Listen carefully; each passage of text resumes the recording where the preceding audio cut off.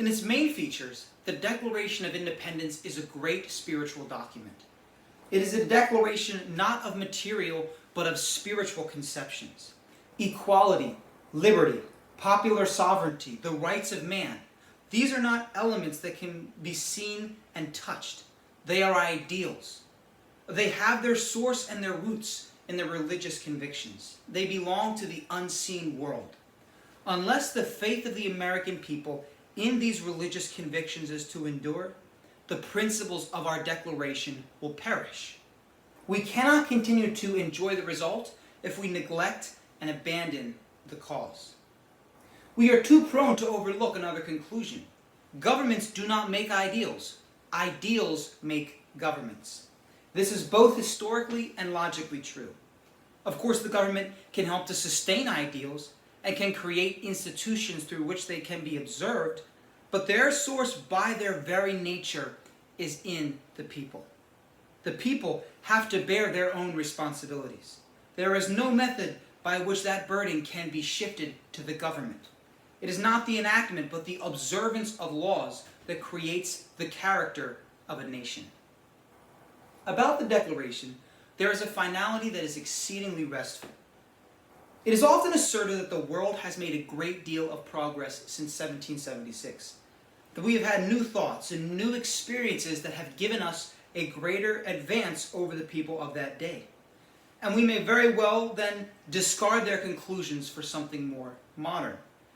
But that reasoning cannot be applied to this great charter. If all men are created equal, that is final. If they are endowed with inalienable rights, that is final. If governments derive their just powers from the consent of the governed, then that is final. No advance, no progress can be made beyond these propositions. If anyone wishes to deny their truth or their soundness, the only direction in which he can proceed historically is not forward, but backwards. Backward to the time when there was no equality, no rights of the individual, no rule of the people. Those who wish to proceed in that direction cannot lay claim to progress. They are reactionary. Their ideas are not more modern, but more ancient than those of the Revolutionary Fathers. In the development of its institutions, America can fairly claim that it has remained true to the principles that were declared 150 years ago. In all the essentials, we have achieved an equality which was never possessed by any other people. Even in the less important matter of material possessions, we have secured a wider and wider distribution of wealth. The rights of the individual are held sacred and protected by constitutional guarantees that even the government is bound not to violate. If there is any one thing among us that is established beyond question, it is self-government, the right of the people to rule. If there is any failure in respect to any of these principles, it is because there is a failure on the part of individuals to observe them. We hold that the duly authorized expression of the will of the people has a divine sanction, but even in that we come back to the theory of John Wise that says democracy is Christ's government. The ultimate sanction of the law rests on the righteous authority of the Almighty. On an occasion like this, there is a great temptation to provide evidence of the practical success of our form of democratic republic at home and its ever-broadening acceptance it is securing abroad. Although these things are well known, their frequent consideration is an encouragement and an inspiration.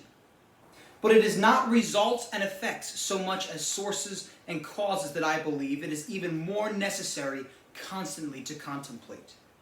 Ours is a government of the people. It represents their will. Its officers may sometimes go astray, but that is not a reason for criticizing the principles of our institutions. The real heart of the American government depends on the heart of the people. It is from that source that we must look to for all genuine reform. It is to that cause that we must ascribe all of our results.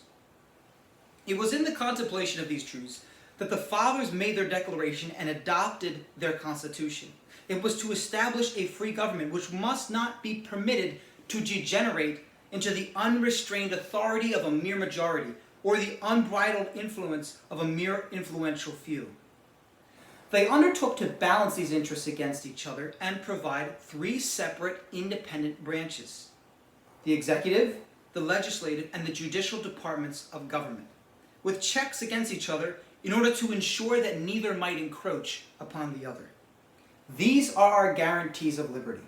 As a result of these methods, enterprise has been duly protected from confiscation. The people have been free from oppression, and there have been an ever broadening and deepening of the humanities of life. Under a system of popular government, there will always be those who seek for political preferment by clamoring for reform. While there is very little of this which is not sincere, there is a large portion that is not well informed. In my opinion, very little of the just criticism can attach itself to the theories and principles of our institutions. There is far more danger of harm than there is hope of good in any radical changes. We do need a better understanding and comprehension of them, and a better knowledge of the foundations of government in general. Our forefathers came to certain conclusions and decided upon certain courses of action which have been a great blessing to the world. Before we can understand their conclusions, we must go back and review the course which they followed. We must think the thoughts that they thought. Their intellectual life centered around the meeting house. They were intent upon religious worship.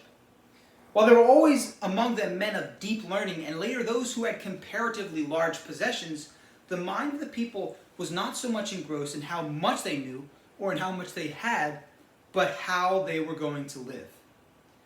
While scantily provided with other literature, there was a wide acquaintance with the Scriptures.